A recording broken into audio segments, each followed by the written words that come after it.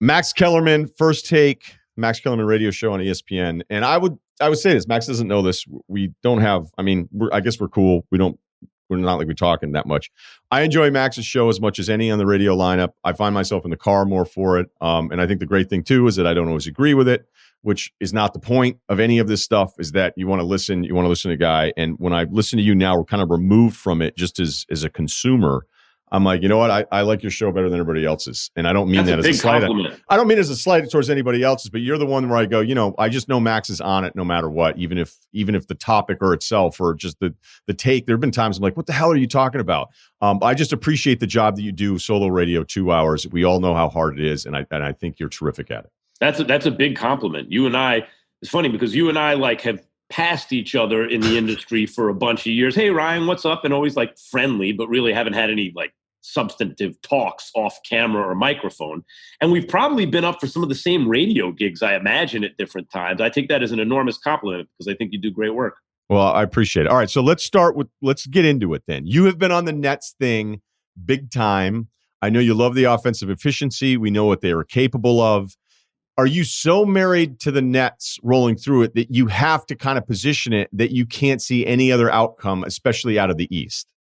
I can't. I mean, there's always a what if, if injury becomes an issue, or if the Nets don't have. What was crazy about the Nets is Harden shows up in my line that I've used so much that Kendrick Perkins mimics me when I use it, fat and out of shape, looking like a hot mess, a 30-point triple-double.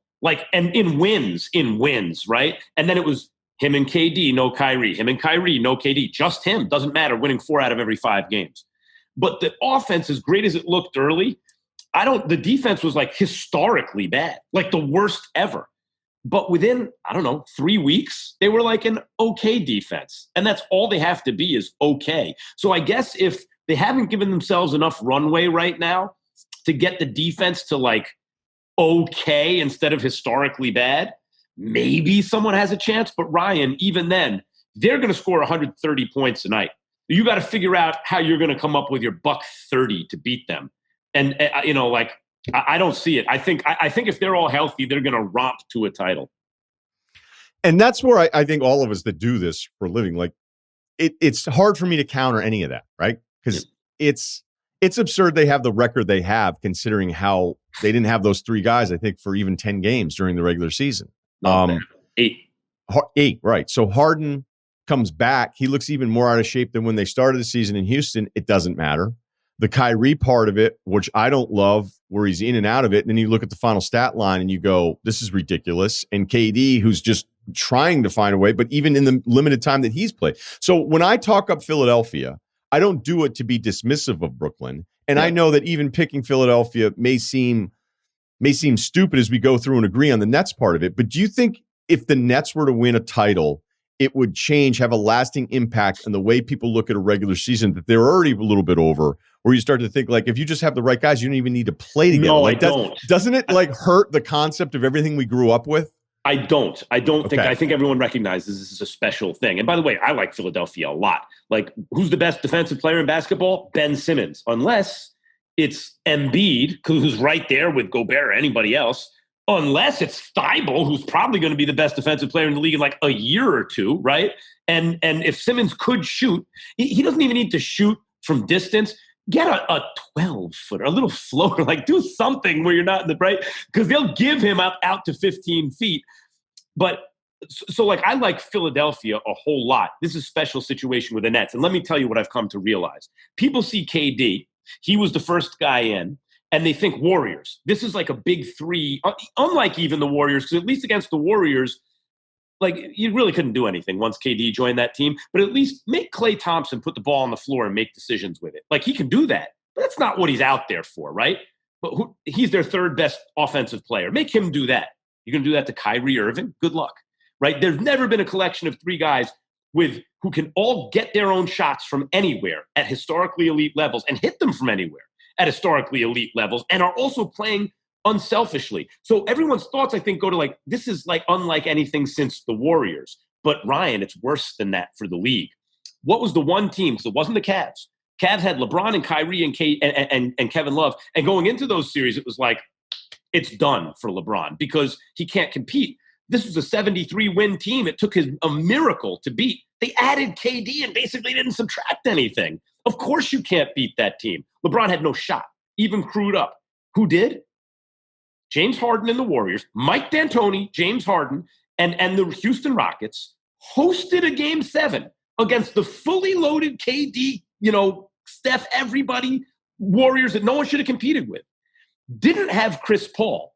At one point missed 27 consecutive three-pointers and lost by single digits. So this whole thing like D'Antoni can't win a championship. Actually, D'Antoni's brand of let's play only the most efficient offensive basketball ever seen, even if it's not like fan-friendly all the time, got them way closer to beating a team that was far more talented than them. Like they should never have gotten that close. D'Antoni had his point guard, his muse. It was Harden, and playing his system, they came way closer than they ought to have come to winning the whole thing. D'Antoni still has Harden playing point guard. It's really D'Antoni running his old offensive system. Only now he has KD and Kyrie. This is not the Warriors. This is the D'Antoni Harden Rockets with KD, Kyrie. And by the way, Joe Harris, who's like the best three-point shooter in the world. Who's going to stop? If they can, with almost nothing, almost beat the Warriors, who's going to stop them when you give them basically the Warriors? A couple things there. I think the historic numbers, the per 100 that you've cited throughout the year, and you're right, the track that Brooklyn was on is going to be the all-time highest, but that's after Dallas just had the highest ever. And there's no way any of us would ever look back at the Dallas Mavericks from last year and be like, because the stat says that's the best offense that we've ever seen, because we have a rising tide thing that's happening in the NBA. We're at the highest offensive efficiency league-wide by almost 2 points this year off of last year. So contextualize I agree. So right. Like once you contextualize it, yeah. So I would rather have Steph than Harden. I would rather have the KD from Golden State than this KD. But that's only because we've only had limited versions of this one. But I think it's a safe bet. If you want to take Kyrie over Clay because of the handle and all that stuff, that's fine. But I think the part that you just hit on, even though I'd put Steph ahead of Joe Harris as just the best shooter in the world. Well, yes, absolutely. By the way, you're right. I can't argue that. I know. Steph Curry's the greatest shooter of all time, of course. Yeah. But to have the fourth shooter, because what happened in that Houston series, you're absolutely right. Not only was it D'Antoni's offense, it was their defensive approach to say, hey, we're going to guard three guys because actually Golden State doesn't have enough shooting. Like you're putting non-scoring threats out there with Draymond, who the league started to figure out, like, look, he's not even looking at the rim sometimes.